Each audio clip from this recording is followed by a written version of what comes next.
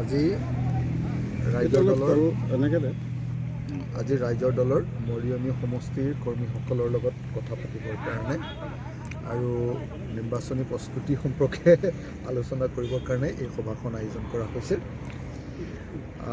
Basically আপোনালোকে সকলোৱে জানে যে আমি ৰাইজৰ দলে মৰিয়নি বিধানসভা সমষ্টিত নিৰ্বাচন খেলিম আৰু ইয়াত প্ৰস্তুতি কৰি থকা হৈছে।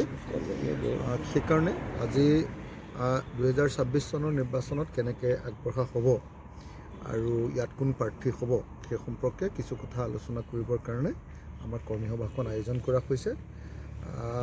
আশা কৰোঁ আজি আমি এটা পজিটিভ সিদ্ধান্ত ল'ব পাৰিম। অখিল গগৈ ডাঙৰীয়াই মৰিয়নি সমষ্টি নিজা গৃহ সমষ্টিৰ পৰা খেলাৰ পৰিকল্পনা হৈছে নেকি?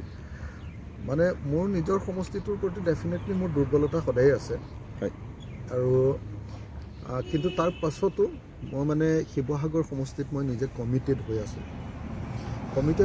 এই কাৰণেই যে মোক